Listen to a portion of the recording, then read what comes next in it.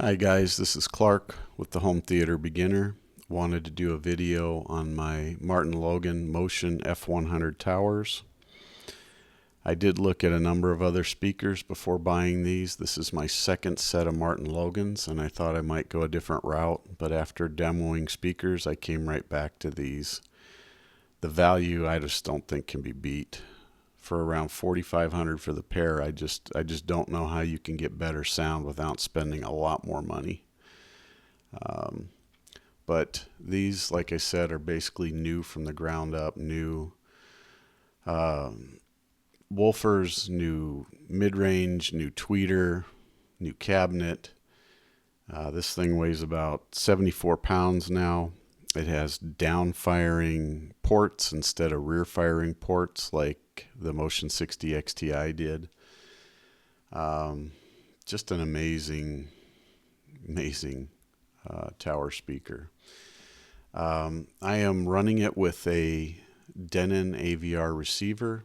I had a Marantz SR8015 in my last system and decided to step down a little bit.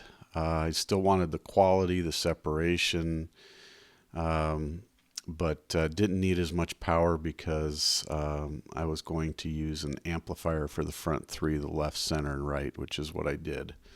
So I didn't feel I needed the 140 watts per channel, and I saved a little money, or a lot of money actually, in today's money. But this has been working out just wonderfully. The movies and the separation in the movies is my word is amazing or stunning. But I also bought an amplifier. It's a 3-channel amp, 200 watts per channel. It's an ATI amplifier. I don't know that it's a well-known brand, but very good quality. I believe they make a number of other amplifiers for other companies. It has worked out very well also. I did get a little bit of feedback using the RCAs, but I ran a wire from the chassis of the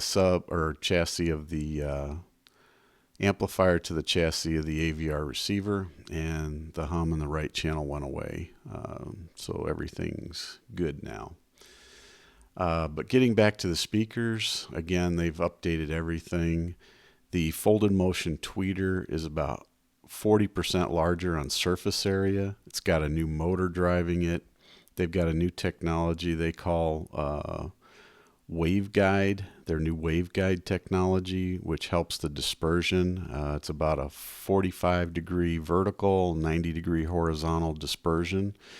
And the reason for that is to try to get the music to hit you before it starts bouncing off the walls and different things in the room.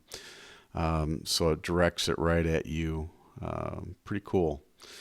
It also has a new mid-range, which is a Kevlar reinforced mid-range, which is new to the speaker. They didn't have that in the Motion 60. The bass woofers, they're using 3 6.5-inch aluminum bass drivers, which again are new and different. They have a larger motor design too, which is part of the weight in the new speaker. But 3 of those, they're also put in fairly low in the cabinet, and this helps the floor bounce compensation, which is what they're saying, to try to help it with the room acoustics, and it works really well in my room. But again, a lot of technology went into these. The feet, it's one of the nicest set of feet I've ever seen on a speaker. You can have like a carpet spike on it, or you can have a rubber pad, which is what I use, was the rubber pad for the tile.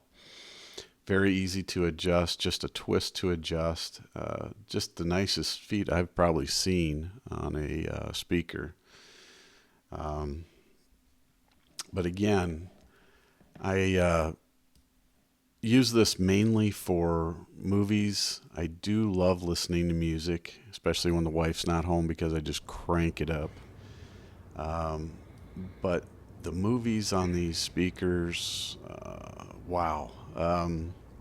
The imaging is just amazing. I mean, when you turn it up to, say, 70 and above. I've been up to 85, and the speakers just like go away. You're just like live in front of somebody singing at you.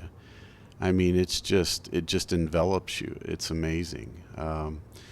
I've listened to some piano pieces. I've listened to some country music.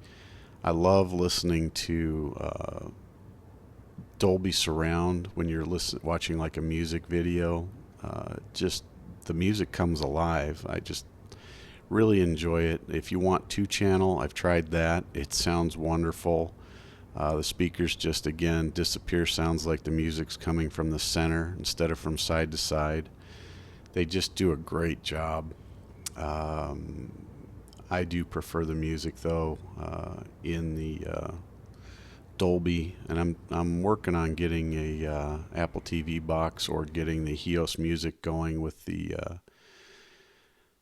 high res music and the Atmos music.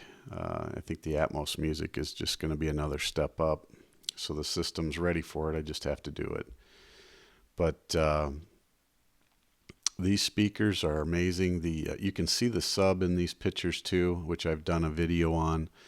The subs are the Dynamo 800X. I just again outperform what they should do. They're 10-inch. They have around 300 watts per channel, 600 I think peak, and they just outdo themselves. I'm up to 50 pounds of weight on them to keep them from moving. And again, I had done another short video on them, but I think I'm going to have to put another plate on because when I went up to about 85 on the volume, they actually moved a little bit again. So I think I'm going to add one more of these granite plates on top. But when you get up into that really high volume, there's no distortion. It's just clear as a bell. With my old system, there was a little bit of distortion when I got up to around 75. I think running all channels with the amplifier in the AVR just was a little too much at that volume.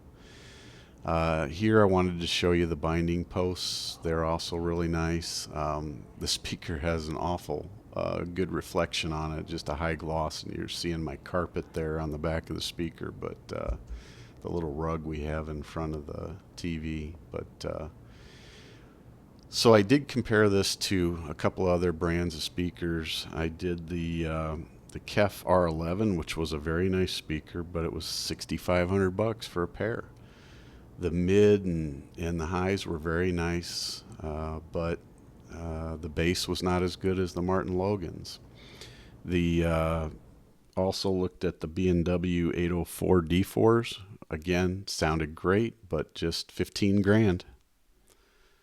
Just a little too much. It just you just can't beat the value in these speakers. I hope you enjoyed this.